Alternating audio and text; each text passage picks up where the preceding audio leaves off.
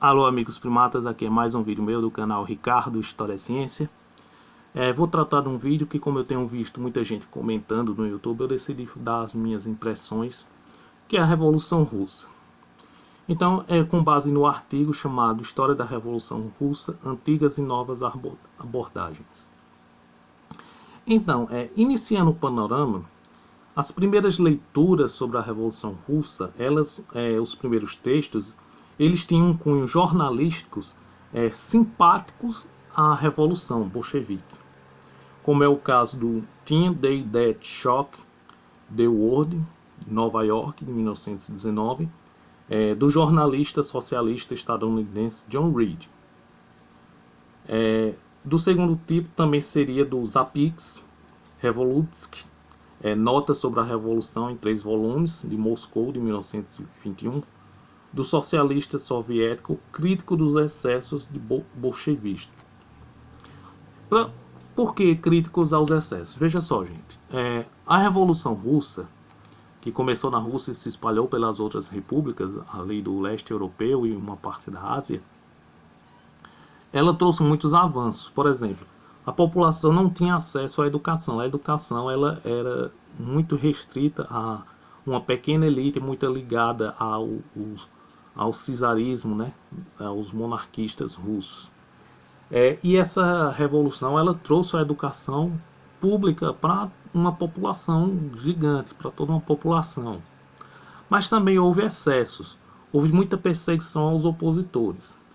E até aí num clima de guerra civil compreensível, mas também perseguiu pessoas que foram simpáticas à revolução, por divergências de organização. Então muitos simpatizantes da revolução também foram perseguidos, que a gente vai ver mais à frente. Então esse soviético, o Zapints, ele vai trazer muito dessas críticas ao bolchevismo. Uma delas é a questão da coletivização das terras, que foi uma coletivização forçada, que prejudicou muitos camponeses, principalmente os pequenos camponeses. Então, assim, muito da bandeira da Revolução Russa ela deixou a desejar. Embora tenha atendido muitos, ela pecou em outros, que a gente vai ver mais à frente. A grande característica dessa primeira leva de escritos é um forte caráter partidário, em boa parte. Por exemplo, o que eu quero dizer com caráter partidário é que muitos ligados ao governo provisório e muitos que estavam ligados também ao czarismo, começaram a direita russa começou a se criticar entre si, culpando um lado e outro do porquê os bolcheviques chegaram ao poder. Então, por exemplo, Wrangel e Denikin atacam os vermelhos como destruindo os valores tradicionais. É muito comum nesse meio conservador, que é resistente ao movimento revolucionário, trazer essa questão nacionalista de valores pátrios, valores tradicionais daquele povo, e que estaria ali subvertendo aqueles valores. Isso é uma forma de tentar trazer a população ao seu lado, trazendo justamente essa questão da tradição, da cultura, religião, valores morais, etc. Os próprios ex-membros, né, do governo provisório, como Milyukov, dizia que a ala mais radical do governo provisório era responsável, justamente a ala de Kerensky, por experimentos fracassados que abriu o caminho para os bolcheviques na Revolução de Outubro. Vale notar que a Revolução começa em fevereiro, mas é em outubro que os bolcheviques tomam o poder. Lembrando que a Revolução Russa é um ciclo de revolução, né? De revoluções. Uma das primeiras é em 1905, mas a que a gente ficou mais conhecida é a partir de 1917. Kerensky, por sua vez, critica a direita moderada do general golpista Kornilov, por ter fortalecido os bolcheviques a chegar ao poder. Tudo isso vocês vão ver no artigo que eu vou deixar na descrição, né, o link do artigo. Então, assim, contrarianos marxistas soviéticos, muitos consideravam a revolução intelectual e não proletária. justamente por ter muitos intelectuais no movimento, como Lenin, Trotsky, Bukharin. Aí houve também, por mais que todos eles tivessem um interesse em comum e uma visão marxista para a causa da população pobre ali da Rússia, não quer dizer que todos eles concordavam unanimamente. Houve divergências entre eles. Por exemplo, houve muita polêmica sobre a NEP, onde Stalin acabou fechando com Lenin, concordando com Lenin, e procurou novas medidas econômicas para caso a revolução não se espalhasse em outros países, porque tinha essa discussão se ela ia se espalhar em outros países ou se ela ia ficar ali na Rússia. Então precisava de algumas medidas econômicas, meio que uma mescla de capitalismo com socialismo, e o Stalin acabou fechando com Lenin. Lenin era o líder principal da Revolução Russa nesse período. Já Trotsky ele foi contra por entender que a revolução deve ser permanente e ela não se deve cogitar essa possibilidade de um só país, tem que visar sempre outros países por uma causa universal de toda a humanidade, de todos os povos, que é diferente do nazismo, que a galera erroneamente, principalmente agora com a internet, fica dizendo que socialismo e nazismo é a mesma coisa, que eu vou fazer um vídeo sobre o nazismo, sobre o fascismo posteriormente, onde eu vou explicar melhor o que é isso. Mas são sistemas antagônicos. O nazismo e o fascismo tem todo um elemento racial, branco, europeu, enquanto o socialismo, no caso essa vertente marxista, também o anarquismo, mas no caso aqui vamos falar sobre o marxismo, abrange toda a humanidade, né? Toda a sociedade, todos os grupos étnicos. Os liberais e socialistas defendiam a Revolução de Fevereiro como um meio da instalação de liberdades democráticas, que existia a ala liberal na Revolução de Fevereiro, mas é a ala bolchevique, a ala de esquerda que toma o poder em outubro. Na década de 30 é marcada pelo fim da NEP e começa um período de industrialização, ou seja, aquelas medidas que estavam meio que essa mescla com o capitalismo começam a ser substituídas por uma industrialização, mas com um modelo mais próximo realmente do socialismo. É nesse período que tem a coletivização forçada das terras, que, como eu disse, a revolução ela atendeu muito das expectativas do viés marxista, do proletariado, das camadas mais pobres, mas houve muitos erros também no processo. E essa coletivização forçada acabou prejudicando alguns camponeses, principalmente os pequenos. E teve a questão da perseguição dos opositores, aí entra a questão da treta entre Trotsky e Stalin, porque com a morte de Lenin tem a discussão de quem seria o seu sucessor. Segundo alguns, Lenin posteriormente teria rompido com Stalin e queria que Trotsky o assumisse. Mas essa carta se perdeu e acabou Stalin assumindo o poder. E com Stalin assumindo o poder, teve a perseguição aos seus opositores, como no caso do Trotsky e Bukharin. E a história, o ensino, era muito controlada pelo partido. E no caso, estava com esse viés mais stalinista. Aqui no Ocidente, passou-se a ter muito material contrário à União Soviética, como a obra The Russian Revolution, 1917-1921, 2 volumes de Nova York. Então, assim, essa é uma das obras que circulava no Ocidente, que criticava a Revolução Russa. Agora, vale notar que a gente está num período de Guerra Fria.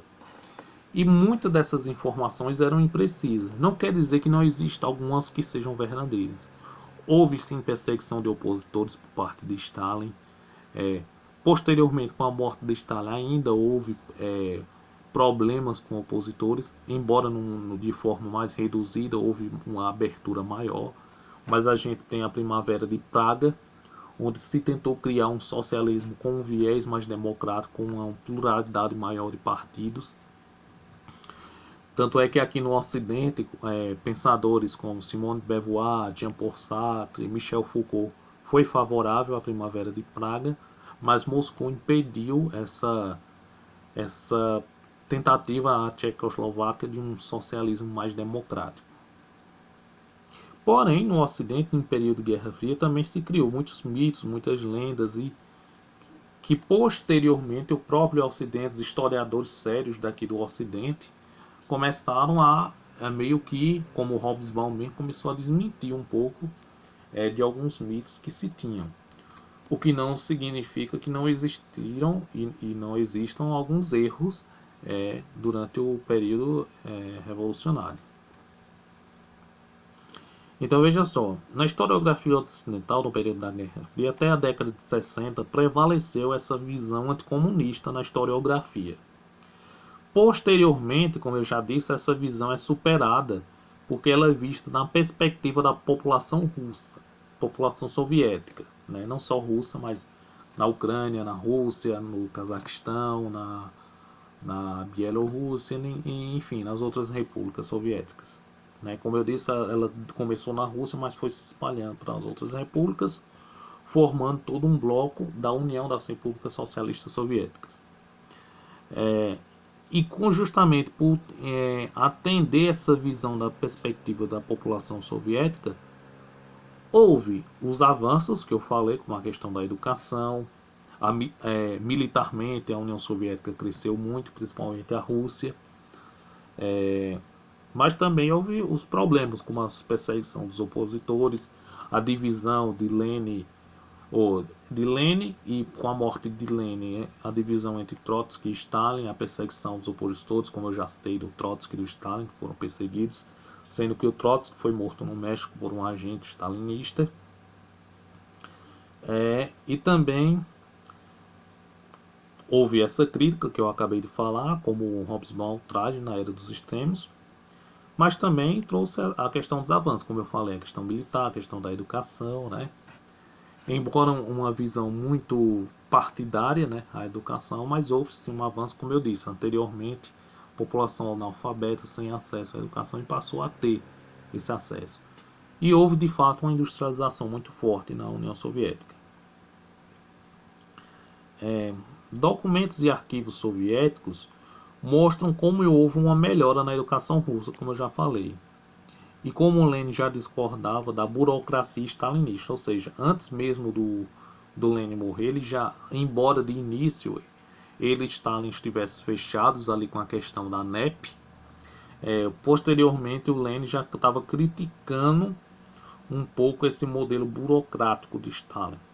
Equivale àquela questão da simpatia que ele tinha por Trotsky, mas que essa carta que chegaria, que Lenin escolheria Trotsky como seu sucessor, foi perdida e o Stalin conseguiu tomar o poder e muitos opositores tiveram que sair da Rússia, como foi Trotsky, como foi Bukharin e outros mais.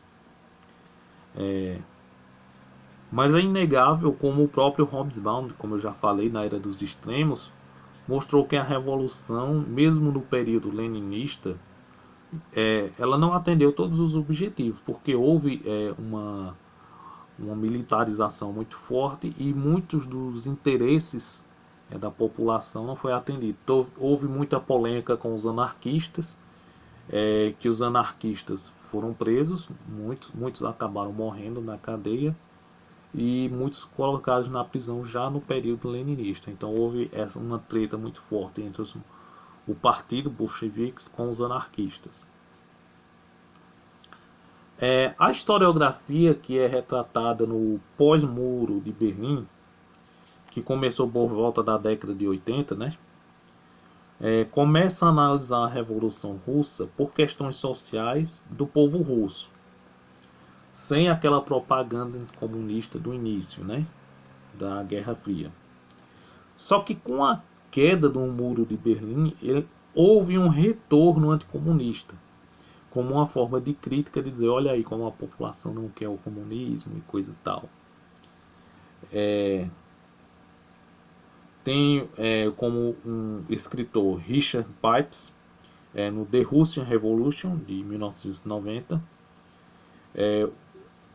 Rússia Under the Bolshevik Revolution, também de 1995. Nessas duas obras ele traz toda uma historiografia anticomunista sendo voltada à tona. Na Sibéria, houve muita resistência aos soviéticos e boa parte da União Soviética prosperou especialmente na educação e na área militar. Como eu já tinha falado, houve uma prosperidade muito forte nessas áreas. Na região da Sibéria, nem todos aceitaram de imediato a revolução, houve muitas discordâncias e conforme o modelo é gerido e tudo mais. O campesinato, como eu já tinha falado no começo, ele não prosperou muito devido à coletivização forçada das terras. Então muitos camponeses acabaram muitas vezes até contaminando as terras, preferiam perder as terras do que dar elas, porque a coletivização da ideia que seria para coletivizar para todos os pobres, para que todo mundo tivesse sua terra. Isso é uma coisa boa e é uma coisa que deve ser feita. Só que no caso, quem estava tomando posse dessas terras era o governo.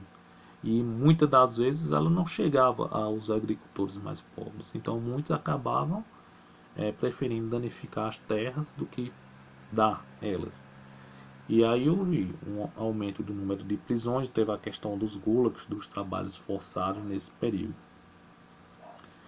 que veio a prejudicar a muitos camponeses. Bem, gente, eu acho que um resumo básico da Revolução Russa, eu vou deixar o artigo, vou deixar também o livro, né, o nome, né, do livro do Erich Hobsbawm, Era dos Extremos, para vocês terem uma leitura mais aprofundada. Sigam a página História e Ciência, sigam no Instagram, Ricardo Nunes de Souza. Muito obrigado e até a próxima.